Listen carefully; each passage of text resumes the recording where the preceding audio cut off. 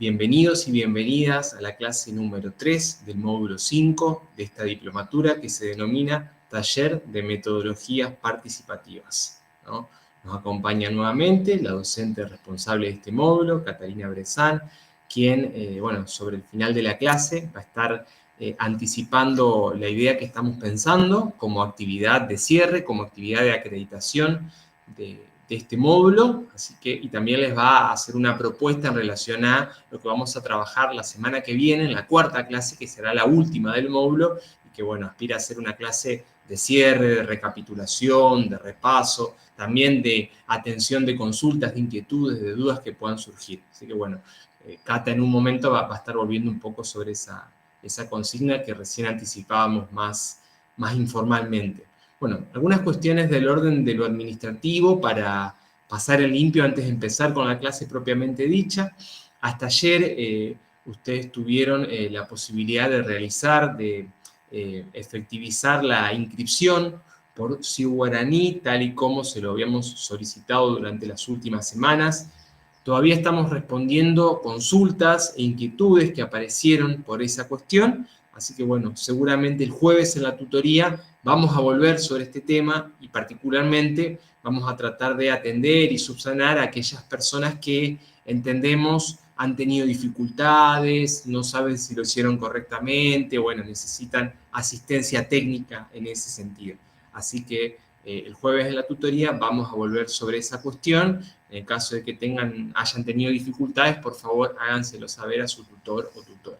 En esa misma línea, recordar que estamos en un momento importante, ya nos estamos acercando al final de esta primera parte de la diplomatura porque nos acercamos al final, al cierre de este año 2023. En ese sentido, porque también hemos estado revisando los registros que tenemos de participación en el aula virtual y de asistencia a las clases y a las tutorías, recordarles que tanto la asistencia a las clases como a las tutorías es de carácter obligatorio y que ustedes tienen que cumplimentar la asistencia conforme está previsto en la resolución que reconoce esta diplomatura en gestión social y desarrollo territorial en el ámbito de la Universidad Nacional de Entre Ríos. Por lo cual, para acceder a la certificación y al diploma, no solamente van a tener que completar la cursada y realizar el trabajo final, sino también cumplimentar los requisitos de asistencia tanto a las clases como a las tutorías, que son ambas instancias igual de importantes y ambas instancias de carácter obligatorio. Hay personas que han tenido algunos inconvenientes y nos los han manifestado a lo largo de estas semanas. También con esas personas vamos a estar trabajando para intentar, facilitar las cuestiones que por ahí han quedado un poco en el tintero. Esto lo digo porque queda grabada la clase y también como recordatorio sobre estas cuestiones que vamos a volver seguramente este jueves y el otro en la tutoría. Pero nada más de mi parte. Ahora sí, Cata, te doy la palabra para que comiences con la clase. Bueno, gracias Maxi. Nuevamente, buenas tardes a todas, a todos ahí. Acá ya finalmente se largó la lluvia. Estábamos hablando de eso antes de arrancar. Ahora sí hay una tormenta, así que esperemos que no se interrumpa la conexión y que ande todo bien para poder desarrollar la clase de la mejor manera. Les comento brevemente cuál era la clase, la idea de hoy, de la clase de hoy. En primer lugar, vamos a compartir un Power muy breve sobre la gestión de redes, ¿no? La gestión, una forma de gestionar participativa que tiene que ver con cómo trabajar en red, ¿no? ¿Qué es esto de las redes de políticas? ¿Cómo pensarlas? Y en segundo lugar, dado las consultas de ustedes y también el interés que despertó esta herramienta participativa, que es una de las más usadas, las más famosas y que muchos han preguntado, traje un documento que me parece muy interesante que explica qué es y cómo se implementa el presupuesto participativo, donde nos podemos, la última parte me gustaría que se lleven algo, digamos, más de operación, de operatividad, de herramienta para poder pensarla, ya que muchas de las etapas cómo se piensa esta política puede ser replicada en otros tipos de instrumentos, como los talleres, las asambleas, los foros. Entonces creo que es súper didáctico para que ustedes al menos tengan una idea de cómo implementar, de cómo hacer, qué se tiene que tener en cuenta, cuáles son las etapas para gestionar un PP, ¿no? Un presupuesto participativo, que nosotros le decimos PP, pero que básicamente comparte muchas de las etapas que requiere cualquier tipo de política, ¿no? Entonces, la clase se va a desarrollar de esa forma. Ahora vamos a contar más en la segunda parte. La idea es, obviamente, que sea bien participativa, que ustedes me puedan interrumpir y que esto lo vayamos dialogando, porque como bien dijimos al comienzo de la clase de las metodologías participativas, la idea es que todos nos vamos nutriendo de lo que conocemos y que siempre son contextualizadas, que no existen recetas, pero que sí hay una metodología de referencia, no valga la redundancia. Así que, bueno, yo voy a compartir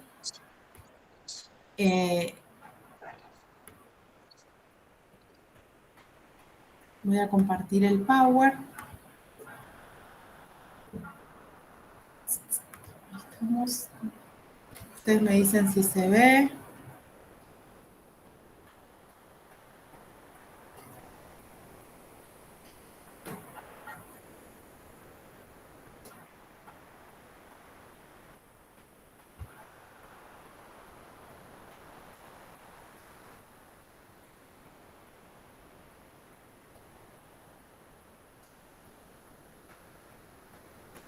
¿Están viendo el Power?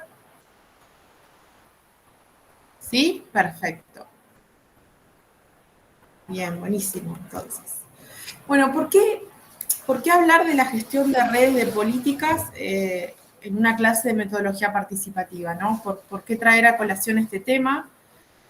Pensando sobre todo, digamos, que no solamente ya es una forma de hacer, sino que la gestión de redes o la forma de gestionar en redes es una forma justamente de gestión, ¿no? Es una forma de hacer gestión pública o gestión privada o gestión de la sociedad civil. Gestión privada tiene otras características, aunque también se puede gestionar en redes, es por eso que nos vamos a enfocar en la parte de la gestión pública, ¿no? O la gestión de la sociedad civil como forma de gestión de redes. Como bien lo dice la palabra, ¿no? La red significa un conjunto de personas, un conjunto de actores que comparten intereses comunes en referencia a una política, a un programa, a un plan, y que para eso, ¿no? Justamente lo que los une o un objetivo común es que intercambian recursos para perseguir ciertos objetivos, ciertos intereses compartidos, admitiendo de entrada, digamos, que en vez de la competencia, conviene para cumplir ese objetivo cooperar, ¿no? Entonces, para pensar, digamos, en la gestión de red, partimos de algunos puntos teóricos y epistemológicos fuertes, ¿no? En primer lugar, de que en vez de competir con otro actor, con otra red, lo que me conviene es cooperar. Cooperar porque los recursos son escasos y porque esos recursos que son escasos, aliándonos, digamos, cooperando, generando red, podemos llegar a compartir, a conseguir el objetivo que nos proponemos. Una de las características más interesantes de la forma de gestión de red es que no hay una forma jerárquica, no hay una jerarquía, no hay una relación de dominación, sino de que como hay muchos actores, el poder se distribuye entre estos actores de la red, donde no hay un monopolio, digamos, sino que distintos actores controlan distintos recursos. Entonces, lo que se hacen es vincularse a través de la red, valga el dibujito de los nodos, digamos, y de esa red interdependiente, tiene la idea de eso, ¿no? De romper con la jerarquía que supone una pirámide, por ejemplo, ¿no? Donde hay una red de mando, donde hay una jerarquía, donde hay normas, donde hay leyes. Las redes también comparten leyes, también hay normas, pero una de las características fundamentales es de que hay una variedad de actores que disputan y que contienen recursos que para la acción y para el objetivo en común que se busca perseguir, se tiene que compartir, ¿no? Entonces, eso es fundamental porque nosotros si pensamos, digamos, en la gestión de las políticas participativas, en la gestión de la política pública y en la forma de gestionar participativamente, pensamos en gestionar en red, ¿no? En donde esa red tiene que no ser jerárquica, donde hay una multiplicidad de actores, no solamente el Estado, sino también la sociedad civil, los actores privados, y donde tenemos distintos intereses. Obviamente, no es necesario que todos los actores compartan el mismo interés. Uno puede tener como interés, bueno, hacerse visible en el territorio, ganar dinero. Lo que importa es que ese objetivo que la red se propone en común, todos estemos de acuerdo con lograr ese objetivo en común. Y para eso no vamos a competir, sino que vamos a cooperar. Entonces, estos presupuestos teóricos, por decirlo de alguna forma, de base para la gestión participativa de políticas y para la gestión de redes, es importante entenderlos y tenerlos como un punto de partida. ¿Por qué? Porque yo voy a poder gestionar en red una vez que entienda, digamos, algunas cuestiones de base. Y como dijimos, para nosotros los conceptos y las categorías son fundamentales porque permean, porque moldean nuestra práctica, ¿no? Nuestra forma de gestión, nuestra forma de hacer, y porque condicionan de alguna forma esos sentidos que yo le voy dando al hacer y al hacer con otros, ¿no?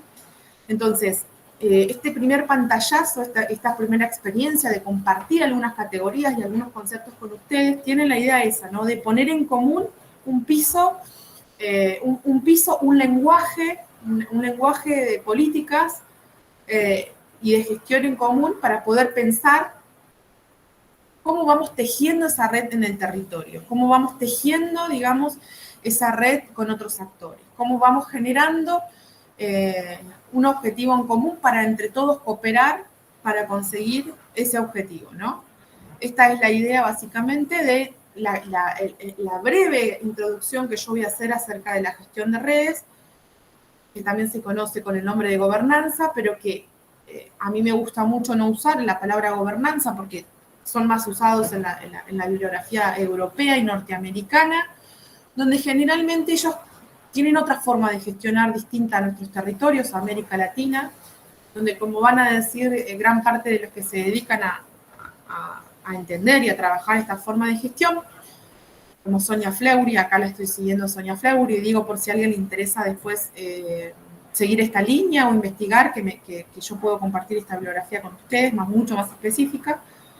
En nuestras latitudes el Estado adquiere un rol central y es por eso que se diferencia en gran medida de los modelos de la gobernanza de europeos y norteamericanos, donde generalmente los actores tienen que ver con otro tipo de actores, no con los de Latinoamérica, porque el mercado actúa mucho, porque la sociedad civil es otra, distinta a la que conocemos en nuestras latitudes, que tiene más que ver con el cuarto sector, no ya organizaciones de la sociedad civil muy organizadas, sino también lo que se conoce como el cuarto sector, vecinales, clubes de barrio, ¿no? Organizaciones territoriales, que no tienen la misma taxonomía ni la misma fisionomía que la sociedad civil organizada al modelo europeo, pero que sí son muy necesarios para nuestros territorios y para la gestión social de la política pública, la gestión social de la política en general. Dicho esto, yo hablo de redes de políticas y no de gobernanza, pero muchas veces ustedes van a ver que la literatura lo intercambia y lo utiliza como sinónimo, ¿sí?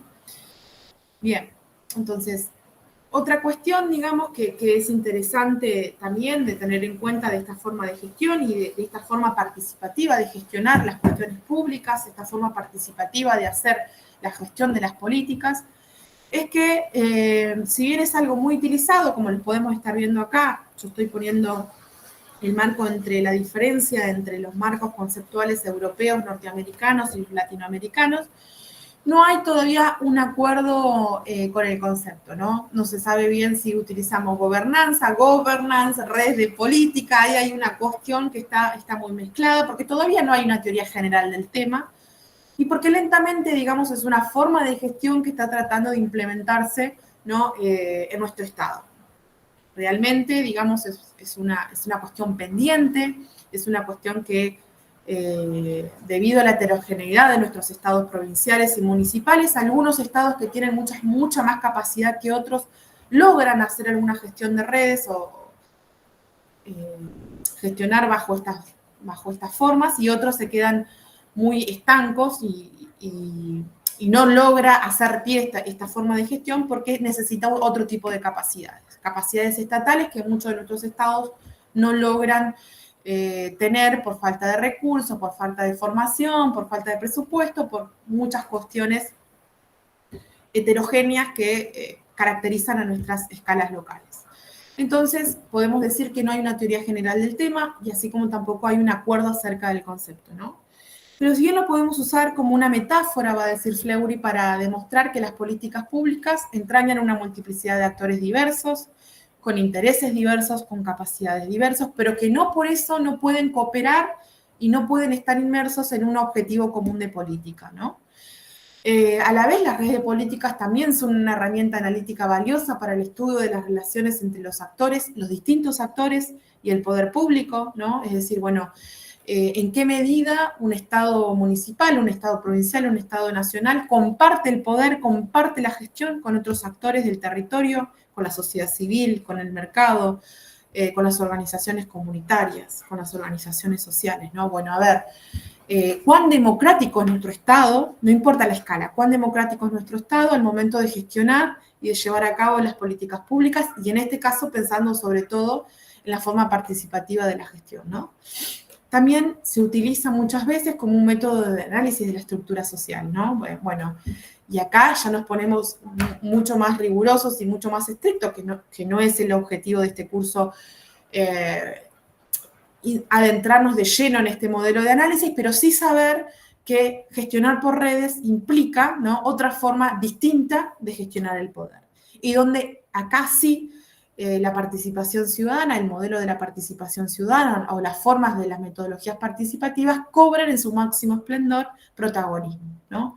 Porque acá sí ya vemos que el Estado gestiona relacionalmente, el Estado comparte el poder, abre el Estado, abre la caja negra de cómo se toman las decisiones, se rompe una de las partes más oscuras que tiene el Estado, que tiene que ver con el secreto, ¿no?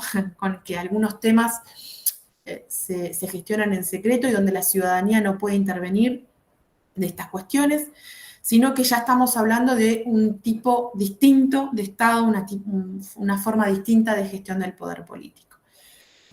No quiero profundizar mucho, digamos, en este último punto acerca de un método de análisis de la estructura social, porque ahí podemos entrar a jugar, bueno, cuáles son los recursos a fortalecer por parte de la sociedad civil, ¿no? Maxi hacía mucho hincapié en esto de que no solamente son herramientas para el Estado, sino también para la sociedad civil, y esto me parece muy interesante porque también para la sociedad civil es una forma distinta de gestionar y también la sociedad civil puede armar alianzas público-societales, ¿no?, políticas que tengan, digamos, como norte la gestión de redes, ¿no? Y esto me parece súper interesante, porque además es una herramienta pendiente en nuestra reforma del Estado, ¿no? En nuestra forma de gestionar el Estado. Hoy, siendo tan de moda esto, ¿no? Porque vemos que, bueno, el elegido, nuestro representante elegido el domingo decía esto, ¿no? Hablaba de la reforma del Estado. Y ustedes saben que una de las reformas pendientes es esa reforma de segunda generación que tienden a fortalecer el Estado en aquellas áreas débiles, tienen que ver con, no ya hablando de las funciones de las cuales el Estado se debe desprender, sino hablando de la forma de gestión del Estado, ¿no?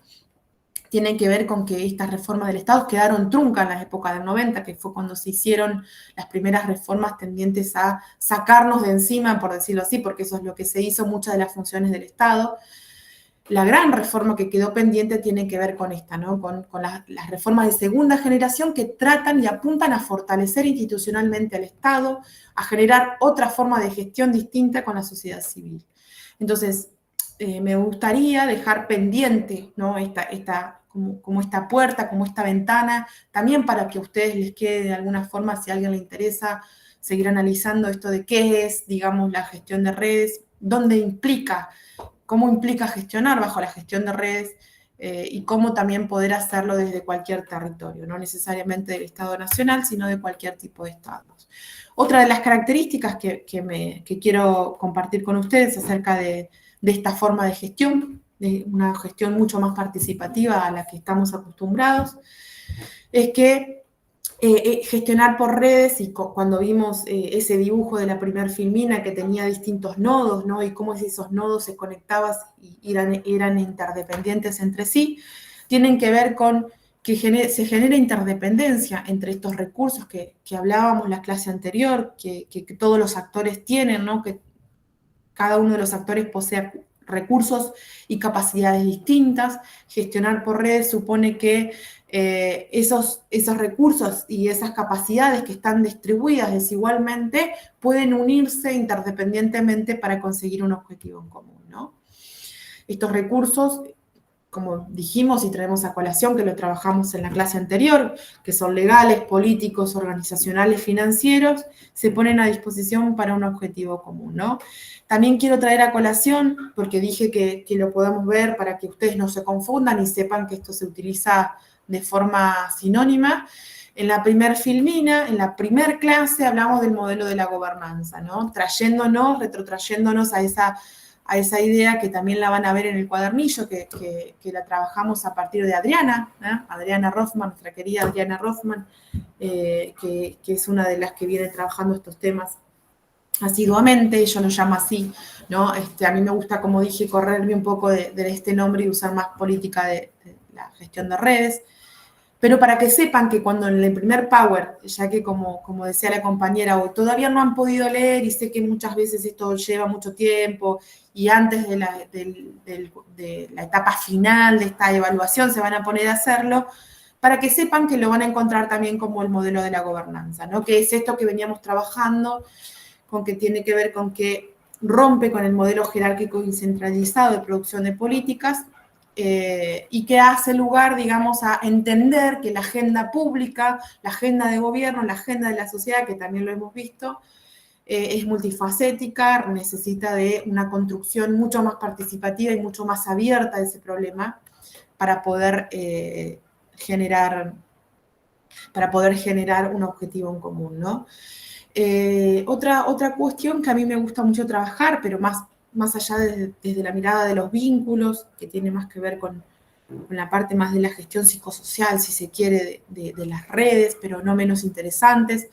Me gusta acá cómo Rovere trabaja esto, ¿no?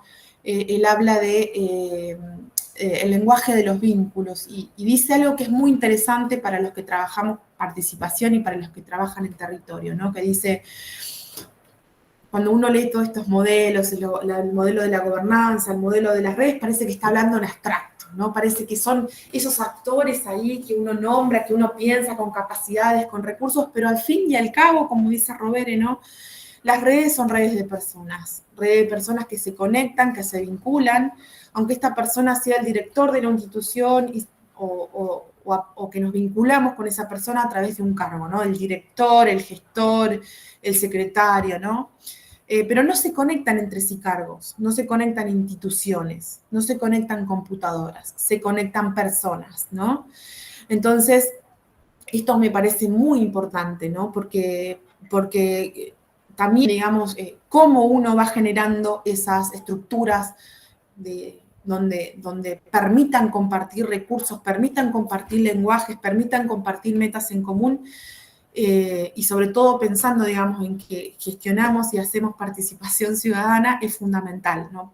Saber que nos conectamos con personas, que esas personas, además de intereses, tienen problemas, necesidades, demandas, y que saber escucharnos, poder escucharnos y generar estructuras de apoyo socioafectivas, como dice Rovere, para este tipo de gestiones es fundamental, ¿no? Yo me acuerdo que hay un compañero entre ustedes que siempre intervenía y hacía esta cuestión de la escucha. Esta cuestión de la escucha como una categoría política, ¿no? Para poder generar estructuras de apoyo, para poder generar redes. Necesitamos actuar y pensar de una forma distinta cómo ejercer el poder público y cómo pensar los problemas públicos, ¿no? Desde la psicología social, ¿no? Va a decir Rovere, se trabaja esta beta más cómo el universo relacional de una persona va condicionando esas estructuras de apoyo. Desde la sociología se lo nombra de otra forma también, ¿no? también se lo estudia, digamos, este lenguaje de los vínculos, como los movimientos sociales que integran diversos actores, que unen lo local con lo global, lo particular con lo universal. Es decir, desde distintas ramas de las ciencias sociales se estudia las redes de política, con distintos nombres, con distintas formas de nombrarlo, pero me parecía central traer también a colación esto que dice Rovere, porque no tenemos que olvidarnos de cómo construimos esa red, de que en esa red siempre hay personas, y acá sí me voy a poner en politóloga, ¿no? Yo creo que cómo el liderazgo de estas redes y de cómo pensamos este trabajo articulado, cuáles son los objetivos, cómo hacemos para llegar a las metas en comunes, tienen que ver con esa capacidad de liderazgo que cada uno de nosotros y nosotros vamos tejiendo en el territorio, vamos haciendo, y que tiene que ver con asumir esto, ¿no? Con asumir la importancia de los vínculos. Los vínculos más en el sentido despojado ya de teorías y de formas del poder, sino de saber que conectamos y que hablamos con personas, y de que es importante vincularse, conectarse desde una forma afectiva, desde una, como dice Ulloa, ¿no? De una forma amorosa. Y discúlpenme que lo diga de esta forma, yo creo que en estos tiempos es una categoría política, ¿no? Como lo dice Ulloa, el afecto, la amorosidad, el poder tener un respeto hacia el otro, sobre todo cuando hablamos de participación y de formas de gestionar lo público, es muy importante. Y no quería dejar de decirlo y de compartirlo con ustedes, porque tienen que ver con una forma ética de hacer el trabajo.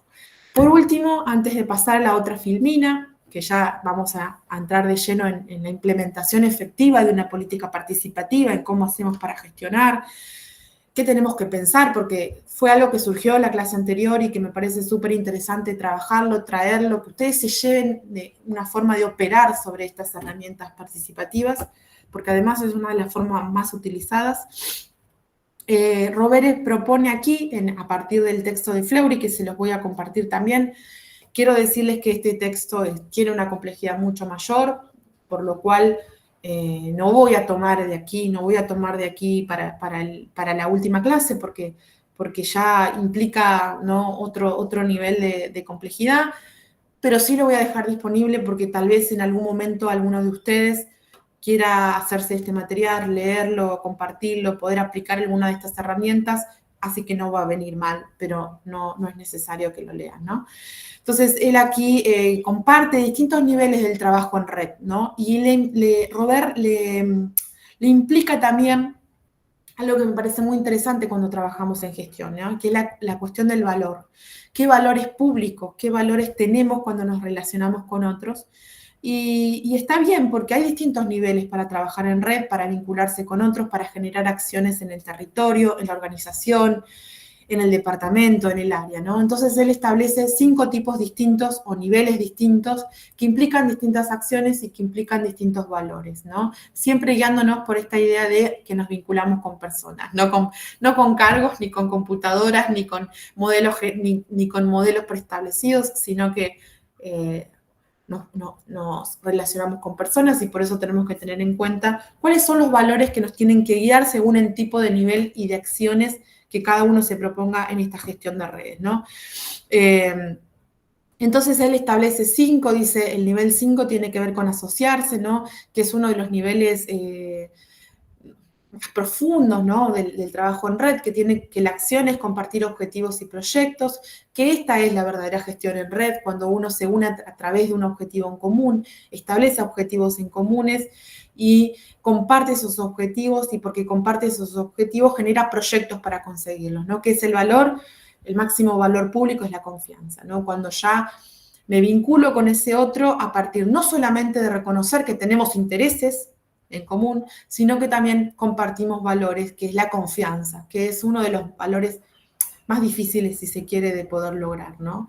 Porque para poder cooperar con otro y para poder lograr confianza se requiere, bueno, de todo un trabajo previo. Pero si estamos pensando en implementar estrategias participativas, metodologías participativas, no es menor que lo tengamos en cuenta. El nivel número 4, que tiene que ver con la cooperación, la acción que implica, bueno, compartir actividades y recursos. Tal vez yo quiero trabajar en red y no necesariamente tenga que asociarme, que es el nivel más profundo, digamos, de la gestión de redes, sino que tal vez con llegar a cooperar, a compartir ciertas actividades y recursos para lograr un objetivo en común me basta, y está bien, digamos, no necesariamente todos los objetivos tienen que ser asociarse, ¿no? Puedo tener distintos niveles según el grado de complejidad de ese objetivo y según el grado de estrategia y de compromiso que cada uno de estas acciones, estos proyectos, estos programas, estas planificaciones requieran, ¿no? Acá compartir actividades y recursos tiene que ver con el valor de la solidaridad. El nivel número 3, que tiene que ver con la colaboración, vayan viendo cómo el modelo de la escalera, ¿no? Cómo cada uno de estos escalones va requiriendo distintas acciones y distintos valores y, por tanto, mayor o menor compromiso siguiendo el tipo de objetivo que me proponga, ¿no? ¿Qué tiene que ver con la acción? Bueno, de prestar ayuda esporádica, el valor es la reciprocidad. El segundo es conocer, ya no tanto colaborar, ni cooperar, ni asociarse, sino simplemente conocer. La acción es el conocimiento de lo que es o hace el otro, ahí sí ya hay un valor mucho más instrumental que tiene que ver con el interés. Y por último, el reconocer, ¿no? Que está destinada a reconocer que el otro existe y aceptar que el otro hace un trabajo también, a veces, igual de importante en el territorio, la organización que yo, ¿no? Entonces, bueno, nada, quería compartirles esto porque hablando de participación ciudadana, hablando de una forma de gestión que tiene que ver con la gestión de redes, me parece súper interesantes hablar de los valores y hablar también de las formas, de las distintas formas de gestionar lo público, no olvidarnos de lo ético que eso implica, ¿no? Cuando trabajamos en lo público, cuando digo lo público no digo solamente lo estatal, lo público también forma parte de la organización civil, la sociedad civil y también de lo privado, ¿no? Bueno, y antes de pasar a la última filmina que tiene que ver con cómo implementar el presupuesto participativo, que esta sí es la parte más de taller que yo quiero que hablemos y que ustedes se lleven algo porque surgió. Bueno, me gustaría escucharlo, me gustaría saber, porque los perdí de vista, sí, me puse a hablar y no sé qué dije, si se entendió, si quieren volver sobre algo, si les parece interesante. Dice acá Jorge, se debe recuperar la empatía, valor perdido por la ruptura del tejido social. Bueno, es un buen punto, sí, ¿no? Es un buen punto, es ese concepto de empatía, ¿no? De solidaridad y de poder escuchar al otro. No sé, Maxi, si vos tenés alguna pregunta que yo me haya perdido, porque la verdad que me puse como a hablar para no muy rápido y siguiendo las filminas, pero por ahí perdí de vista el chat y lo que me decían los participantes. O si alguien quiere hablar antes de pasar a la segunda parte de la clase, antes de compartir lo del PP, o seguimos adelante, como ustedes quieran. Cata, Martín y Jorge, ambos dos, expresaron en el chat que les gustaría saber más sobre el tema de gestión de redes de políticas, ¿no? Uh-huh. Así que, digo, como ahí tenemos para una o más clases específicamente para ahondar sobre el tema, te dejo la inquietud subrayada para que puedas hacer alguna apreciación, como para profundizar la cuestión, pero también me imagino para aportarles algún material, alguna lectura o alguna herramienta que en particular les pueda servir a ellos dos que te consultan, digamos, por no es un tema, digamos, sino que todo un paquete de cuestiones bastante amplio, pero bueno, muy interesante y muy pertinente, obviamente, en el marco de esta clase. Karina Mesa también pedía por la misma cuestión. Bien, bueno, buenísimo, qué bueno que les haya interesado.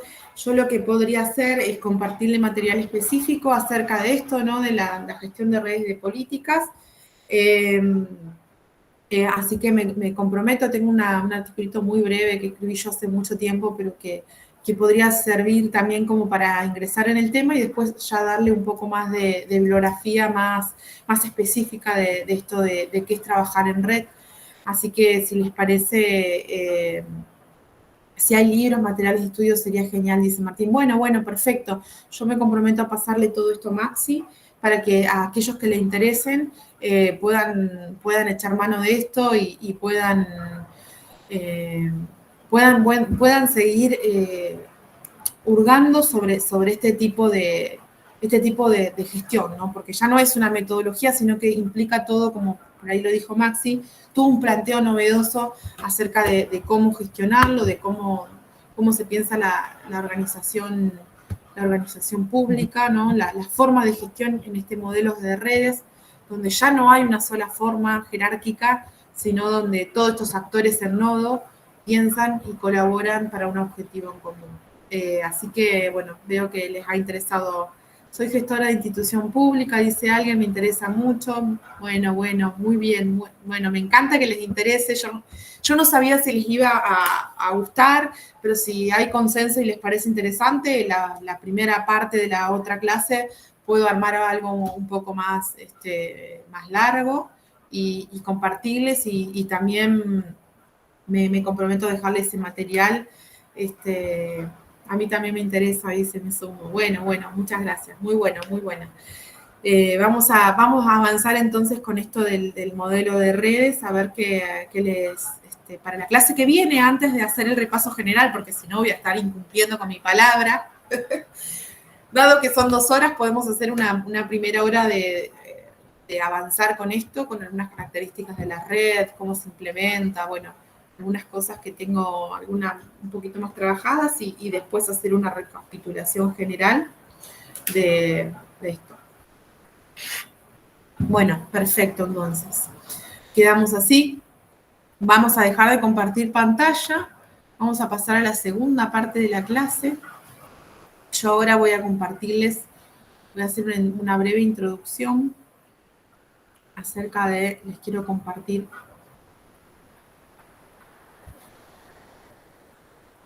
Voy a volver a abrir el PDF porque se ve que por eso no me lo está tomando.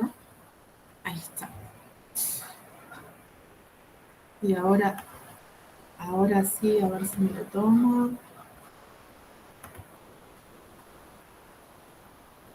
No me lo toma.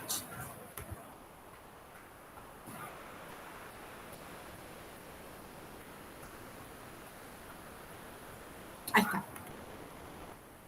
Bien. Ahora díganme si se ve.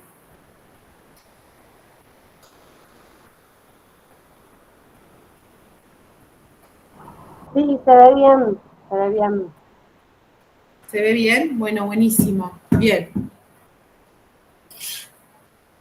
Vamos a entrar, dado que este módulo se llama taller, ¿no? Que tiene una palabra muy fuerte, que tiene que ver con, bueno, poder operar, poder dar herramientas más prácticas.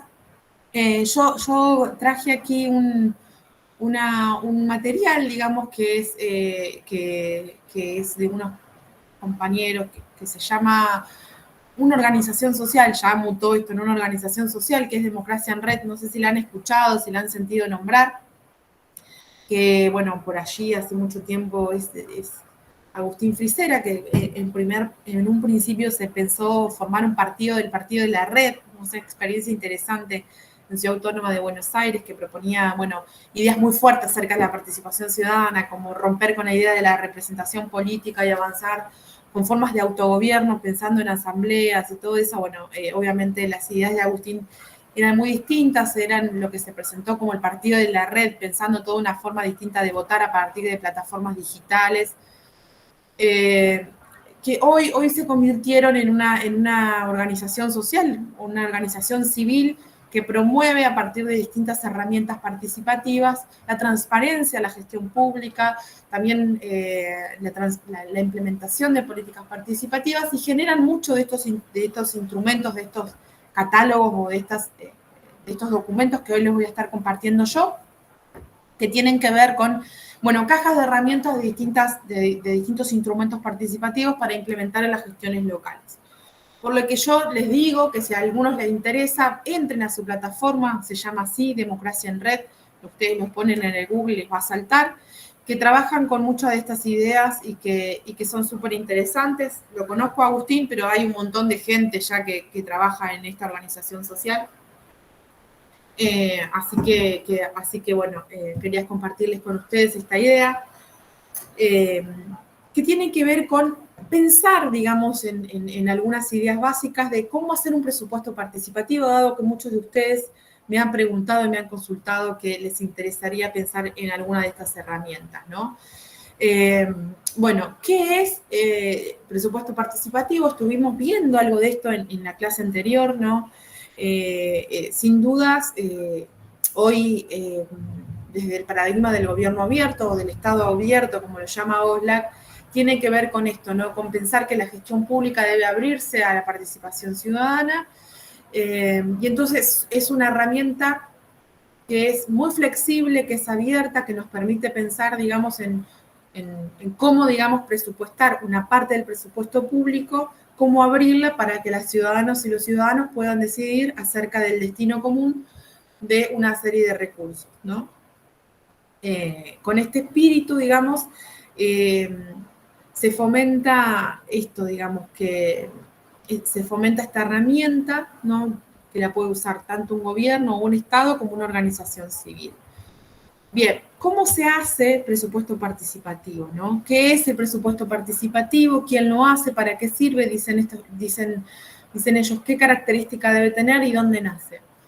En primer lugar, vamos a ver acá algunas tipologías o algunas formas de hacerlo que tener en cuenta, digamos, para poder implementar el presupuesto participativo, cuáles son las etapas, y vamos a ir viendo cuáles son los roles distintos que cada uno tiene en este engranaje, cuál es el rol de los técnicos, cuál es el rol de la agencia o de la organización civil que implementa esto, qué tenemos que tener en cuenta, cuáles son los recursos que tenemos que disponer para poner a presupuestar, y cuáles son algunos consejos para poder implementarlos en tiempo y en forma, ¿no? Bueno, como ustedes saben, el presupuesto participativo, como bien dijimos, es un proceso de consulta y de diálogo entre la comunidad y los gobiernos locales. El mismo busca que la ciudadanía decida sobre las prioridades y las urgencias del territorio en torno a un presupuesto asignado por el gobierno local. Una vez establecido el presupuesto, se genera un proceso de presentación de propuestas, tanto desde el gobierno como de la ciudadanía, y luego las personas votan por la propuesta que cada uno prefiere. Cabe destacar que el voto de los ciudadanos es 100% vinculante, es decir, la propuesta que elige debe ser ejecutada por el gobierno local. Y aquí yo quiero hacer un paréntesis que generalmente, si bien todos los presupuestos participativos eligen por la forma de elección de los proyectos a través del voto, también tenemos casos en la República Argentina que no se hace a través de la votación, sino a través del consenso, que es muy interesante, ¿no? Porque si bien el voto es una herramienta privilegiada de nuestro sistema representativo y muchas veces de las herramientas de participación ciudadana también, porque a través del voto una persona, un voto, se puede generar, digamos, de una forma interesante que se elige, también hay experiencias que trabajan no con el voto como herramienta de selección de los proyectos, sino con el consenso. Es decir, reunidos los ciudadanos y ciudadanas en una asamblea común, acuerdan a través del diálogo y del intercambio qué proyectos se financian y qué no. Si bien en la República Argentina las metodologías del presupuesto participativo que reconocen esta forma de selección de los proyectos es minoritaria, también existe. Y no deja de ser interesante, digamos, porque también es otra forma de seleccionar los proyectos, ¿sí? Otra característica fundamental del presupuesto participativo es que se da a partir de la repetición anual del proceso, es decir, que todos los años se genera esta instancia, por lo cual también va generando, como dicen ellos, una cultura de ejecución del mismo, ¿sí? Esto es increíble porque a medida que la primera implementación del PP en una escala local, generalmente va a ser la primera experiencia, va a generar mucho ruido, va a ser difícil, digamos, de sensibilizar a la población y a los ciudadanos para que participe, para que entienda el mecanismo, pero como el presupuesto participativo se tiene que dar año tras año, esto va generando una cultura cívica que es bien interesante porque a medida que se va implementando va saliendo mejor, valga la redundancia, ¿no? Porque es así, ¿no? Estas herramientas de metodología flexible, metodologías abiertas, van generando una cultura transformadora, tanto los ciudadanos como los funcionarios que van implementando estas políticas, ¿no? ¿Quién lo hace? Dicen esto, ¿no? Bueno, el presupuesto participativo puede ser impulsado desde cualquier escala de gobierno, como veníamos diciendo, generalmente lo llevan a cabo los gobiernos locales, como municipios, distritos o comunas. Es bien interesante porque acá me parece también algo que tengamos en cuenta dado el grado de inframunicipalismo que tenemos en la República Argentina, es decir, que hay muchos gobiernos locales con escalas muy pequeñas, donde no solamente son municipios de primera, de segunda, sino que también tenemos comunas, lo puede implementar cualquier tipo de escala, ¿no? Si bien, como decíamos en la otra clase, es distinto implementarlo en ciudades con más de 100.000 habitantes, va a ser una forma, porque allí vamos a tener que pensar en cómo dividir el territorio. También lo pueden hacer las pequeñas comunas, porque no va a ser necesario dividir el territorio. Podemos pensar en una sola asamblea en común, dividida en 4 etapas, que ahí vamos a ver cuáles son generalmente las etapas que tiene el PP. Pero lo más interesante es que cualquier escala, digamos, cualquier municipio, cualquier distrito lo puede llevar a cabo, ¿no? Se recomienda la creación de un área de participación ciudadana al interior del organismo, el cual se encargará de llevar adelante este proceso. Esto es como lo ideal, ¿no?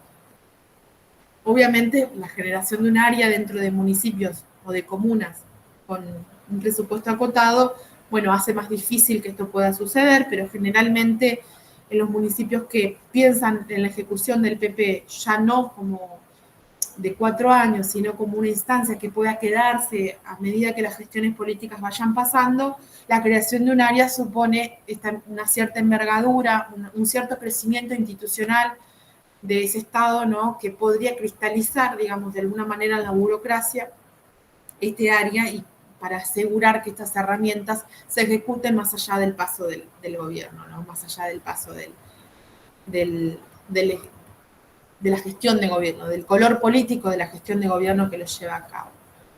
¿Para qué hacer PP, no? ¿Para qué generar instancias de participación ciudadana con un presupuesto participativo, no? Bueno, la finalidad del presupuesto participativo es asegurarte que las inversiones realizadas por el gobierno se encuentren ancladas a las necesidades de la gente, generando un proceso de aumento de la transparencia institucional, la confianza con las autoridades gubernamentales y achicando la brecha entre los ciudadanos y los funcionarios. De esta forma también se genera un involucramiento de la ciudadanía con su propio territorio.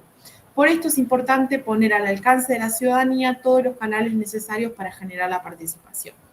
Es decir, esto es muy interesante porque tenemos, como vamos a ver más adelante, tenemos distintas herramientas y metodologías del presupuesto participativo. Algunas gestiones dicen, bueno, el presupuesto participativo se va a generar a partir de estas instancias.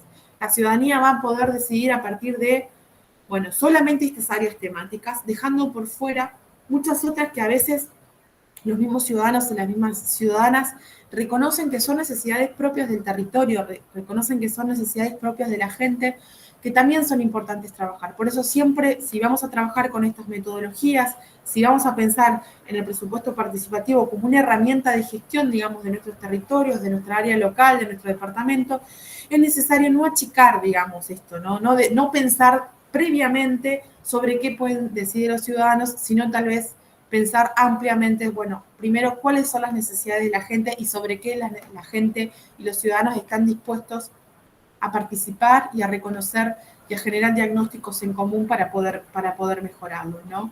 Es decir, no necesariamente como por ahí decíamos en la clase anterior que compartían los compañeros, bueno, los ciudadanos y las ciudadanas pueden decidir sobre el cordón cuneta, sobre obras de pequeña infraestructura, sino abrirlo, digamos, pensar en áreas temáticas, en grandes áreas temáticas que puedan estructurar, digamos, más allá de los territorios específicos, los problemas comunes que comparten los municipios y los territorios, y después ahí sí poder pensar en cómo implementarlo, ¿sí? Por eso siempre es aconsejable dentro de las metodologías pensar por temas, ¿no? Y no pensar por territorios, porque el territorio termina fragmentando las cuestiones en común. En cambio, pensando por temas, siempre sabemos que, por ejemplo, tema salud, tema transporte, tema educación, bueno, son grandes generadores de consenso más allá del territorio donde se vive, ¿no? Porque son problemas de la ciudadanía en su conjunto. Y entonces siempre es interesante pensar en superar las metodologías territoriales y pensar en metodologías más temáticas. Esto ya es más de los análisis que hago yo después de estudiar mucho PP, ¿no? Que les diría a ustedes si me preguntan cómo pensar en una metodología más acorde, ¿no? No pensarla territorialmente, sino pensarla transversalmente por temas. ¿Qué características deben tener? Bueno, debe tener, principal, como decíamos, un presupuesto asignado, tiene que ser un proceso abierto, claro y transparente, tiene que haber un seguimiento e informar la ejecución de los proyectos. yo siempre cuento que si una gestión realmente quiere implementar el PP, siempre pongo el ejemplo mismo, no voy a decir en qué lugar, pero me acuerdo cuando nosotros, con el grupo de Rosario, que yo trabajo y con el cual todavía estamos haciendo pensando en mecanismo de PP para escolar, para el distrito de Santa Fe, ¿no? Para la provincia de Santa Fe, que son otras cosas distintas, pero cuando en una de estas instancias de consultoría que hacíamos, cuando veíamos cómo se estaba implementando uno de los PP en un municipio local, estaba dividido por áreas y veíamos que se daba clientelismo también en estas formas de participación. Entonces, como había vecinales que querían que gane su proyecto, llevaban a la gente a votar en tráfico, en auto, ¿no? Entonces, nosotros después nos poníamos a pensar, pero qué loco, porque uno quiere generar otra forma de pensar el poder, quiere abrir las metodologías a otras instancias, quiere que la ciudadanía participe de los proyectos y decida, y termina generando lo peor de la política tradicional. Termina generando, digamos, clientelismo político donde las propias asociaciones vecinales, las propias, salen a buscar a la gente, la traen en tráfico, ¿no? Para que vote su proyecto. Entonces, esto nos debe interpelar cuando pensamos estas herramientas y cuando gestionamos este tipo de herramientas, ¿no? Porque nosotros pensábamos con mi equipo, con el equipo que sigo trabajando hasta el día de hoy, ¿cómo puede ser que nos pase esto, no? ¿Cómo puede ser que, o sea, hay algo que está mal, hay algo que está mal pensado, algo hicimos mal, algo no funciona, ¿no? Porque si nosotros queremos implementar el PP para generar una cultura cívica, para generar transparencia, no puede ser que las votaciones repliquen instancias de clientelismo. Entonces, es muy importante pensar cómo debemos romper los vicios de la política tradicional. Cómo realmente, si estamos dispuestos, digamos, a generar un tipo de ciudadanía distinta y avanzar hacia una ciudadanía más democrática, bueno, es necesario garantizar la participación, pero no de esas formas clientelares, sino pensando realmente que la ciudadanía debe poder expresarse libremente, ¿no?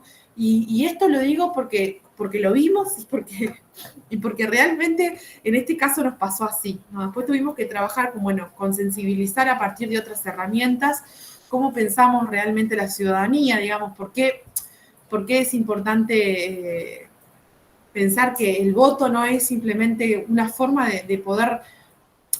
es una forma de poder ponernos de acuerdo, es la forma que utiliza la democracia representativa, pero no es la única. No es la única, y que justamente estas herramientas vienen también a pensar otras formas de participar, más allá de la instancia del voto, y más allá, digamos, de poder hacer un número para que mi proyecto gane, sino de pensar, bueno, cuáles son las necesidades reales del territorio, cuáles son las necesidades reales de la gente, cómo hacer para que otras voces que por ahí no pueden organizarse, sectores más vulnerables, sectores que no pueden hacer escuchar su voz, sectores que no pueden organizarse, también sea una instancia de poder escucharlo y de poder armar un proyecto, porque esto también es verdad. Hay muchas organizaciones que no pueden armar un proyecto, que necesitan una ayuda más específica, más guiada, ¿no? Y ahí los técnicos también tienen que tener una visión especial. Y esto me parece muy importante, porque uno de los puntos que también estaban para trabajar dentro de los contenidos mínimos que pedía el módulo de la diplomatura tenía que ver con cuáles son los roles de cada uno. Y fíjense que acá, en esta experiencia, en esta herramienta en particular, la estamos trabajando, ¿no? Bueno, el rol de los técnicos es fundamental, porque, digamos, pensando en las políticas públicas, como la veíamos viendo, más allá del ciclo, y pensando el ciclo solamente como una herramienta heurística, haciéndonos cargo de eso, nosotros tenemos que ser capaces de poder revisar todo eso que planificamos si vemos, por ejemplo, que algún tipo de estas cosas están ocurriendo, ¿no? Porque digo, volver a revisar todo el tiempo cuál era nuestro objetivo y cómo hacer, digamos, para que estas herramientas realmente cumplan con el objetivo que venían a cumplir. Entonces, este seguimiento a la política, poder revisar nuestros objetivos, nuestras metodologías, es fundamental para poder llegar a buen término, para poder ejecutar, digamos, los proyectos en el tiempo y en la forma adecuada, ¿no? Entonces, eso me parece fundamental. Bueno, haciendo un poco de historia, no me parece menor también trabajar sobre esto, porque sí me parece tener en cuenta, algo yo ya lo adelanté de la metodología del PP, pero sí me parece muy, muy bueno tener en cuenta que, bueno, el presupuesto participativo nace en 1989 en Porto Alegre, una ciudad de 1,5 millones de habitantes, con el ascenso del Partido de los Trabajadores, como ustedes saben, el PP, ¿no? En dicho año, la ciudad contaba con una sociedad civil fuertemente organizada en un contexto de fuertes desigualdades sociales y de recursos limitados. Es por ello que el nuevo gobierno decidió implementar el presupuesto participativo para poder hacer frente a las necesidades de la población, creando un sistema ampliario en donde la ciudadanía podía incidir en las decisiones sobre el gasto municipal. En la actualidad, entre el 15 y el 25% del presupuesto se asigna de manera participativa y el resto se emplea para los recursos humanos del municipio y para gastos administrativos. Fíjense, y esto me parece muy interesante, algunas diferencias que van marcando el tipo de participación que generan estas herramientas. En el presupuesto participativo en Porto Alegre nace desde las organizaciones sociales, y el partido que llega al poder, que es el PT, lo toma como una forma de gobierno, pero nace de la sociedad civil. El AMBA, que se conoce como el grupo de asociaciones municipales, organizaciones civiles, perdón, de Porto Alegre, lo copia o genera el diseño a partir de del trabajo de Gramsci con los Soviets, ¿no? De un grupo, de este grupo donde los obreros pensaban cómo dividir una parte del presupuesto trabajando en industrias, ¿no? Es una forma adaptada, digamos, de este modelo gramsciano. Es un modelo totalmente nacido, diseñado por la sociedad civil, que además tiene esas particularidades. Porque cuando nosotros copiamos el modelo de presupuesto participativo y lo implementamos en la Argentina, hay muchas cosas que no pudimos copiar porque tienen que ver con esto que venimos hablando de lo situado de cada uno de estos instrumentos, ¿no? Por ejemplo, en la Argentina nunca pudimos romper con estas metodologías territoriales. Nunca pudimos romper con la idea de que solamente el 1% o máximo, creo que Rosario Morón llegó al 11% en su esplendor, digamos, pero nunca pudimos generar que más del 10% o del 9% de nuestro presupuesto sea puesto a discusión de los vecinos y de las vecinas y del ciudadano y la ciudadana. Nunca pudimos romper con la instancia territorial. ¿Qué quiere decir esto? Nunca pudimos hacer, por ejemplo, que no se piense a partir del territorio, los cordones cunetas, el asfalto, el semáforo. Nunca pudimos hacer, por ejemplo, que grandes temas como salud, transporte, educación, vivienda, se pongan a consideración del PP. Siempre terminamos replicando estas metodologías territoriales. Y esto me parece fundamental, porque la metodología del presupuesto participativo en Porto Alegre reconoce distintas instancias. Reconoce una instancia territorial donde nace y se desarrolla a partir de los primeros proyectos de las vecinales. Luego tiene una instancia a partir de un consejo, donde cada uno de estos vecinos reunidos en el territorio elige a un representante. Para poder, ese representante se va a otro consejo que es un poco más escalarmente, ¿no? Porque la participación se piensa en escalas dentro del municipio, donde se debaten grandes temas y donde después, en otro consejo, hay un seguimiento de cómo estos proyectos que se van decidiendo en distintas escalas, primero lo barrial, después lo distrital, después lo municipal, se implementan. Y esto es fundamental, porque la participación va acompañando todo el ciclo de la política pública, cosa que nosotros en Argentina no copiamos, ¿no? Nosotros copiamos el modelo del PP, pero nos olvidamos de muchas cosas.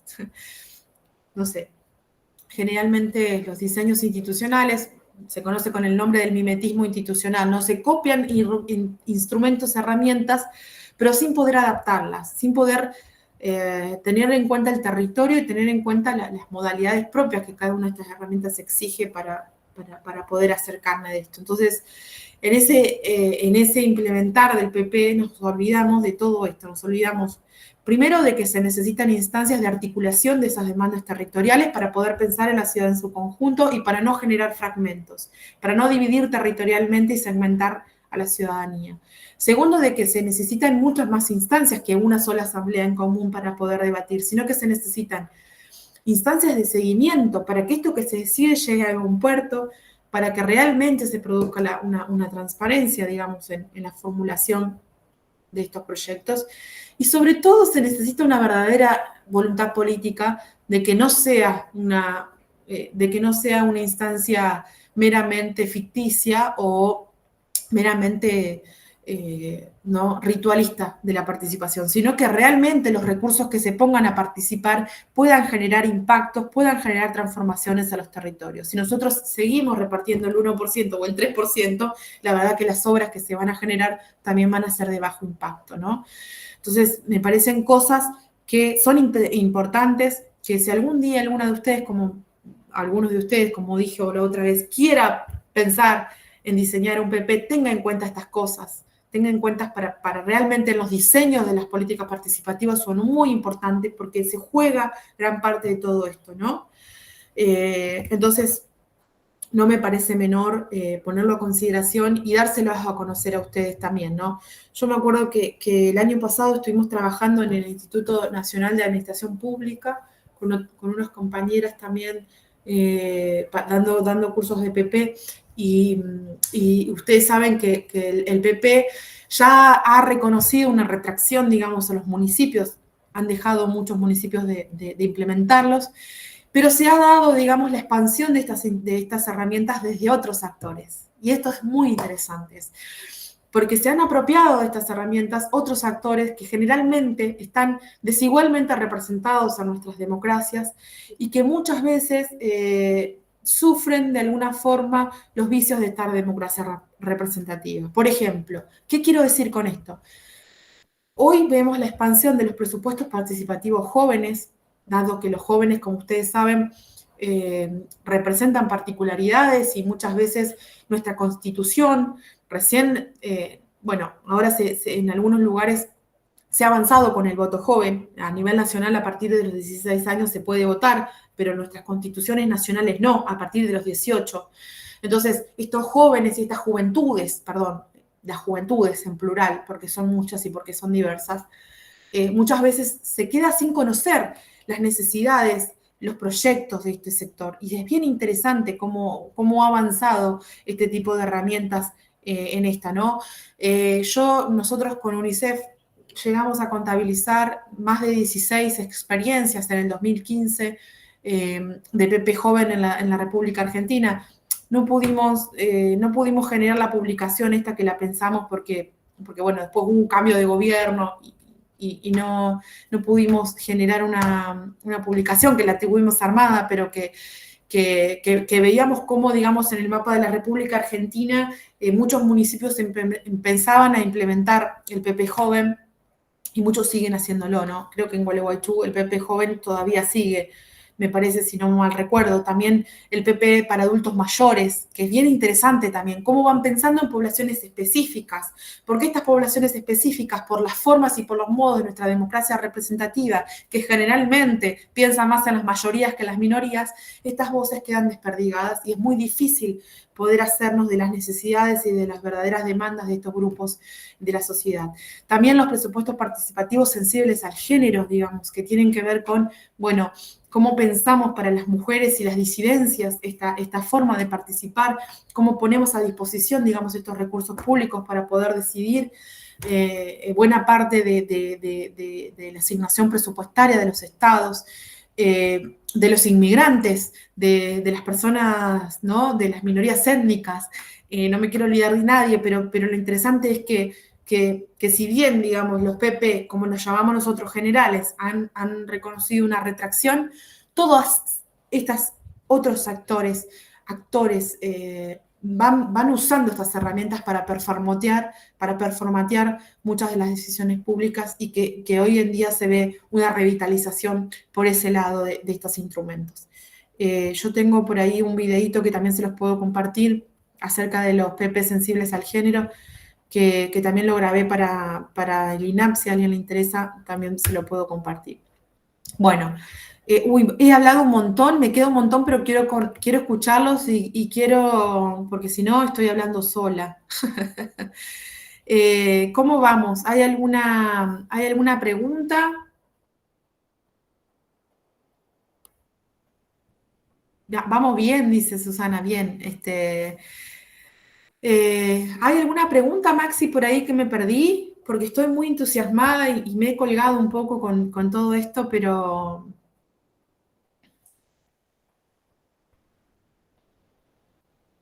Bueno, bien, gracias. Voy a compartir el material. Si ustedes pídanme todo el material porque lo tengo, entonces, eh, bien interesante. Dice, bueno, bien, muchas gracias. No sé si hay alguna pregunta concreta. Dice acá Martín, en Concordia se realizó en varias ocasiones, pero el municipio siempre ha sido sordo de la voluntad popular y ese presupuesto participativo. Son métodos clientelistas, representante barrial, dice, ahora te doy la mano, Nicolás. Se me fue justo lo que estaba leyendo, pero bien. Dice, a nivel país cambiamos de un gobierno de izquierda pasamos a uno de derecha que quiere implementar y poner en marcha ideas del liberalismo. Bien. En Concordia se realizó varias veces, es el mismo de color político. Ajá. Como hay sectores territoriales están abandonados por esta gestión local de gobierno, por eso se hizo escuchar, porque hay calles que son un desastre en todo sentido.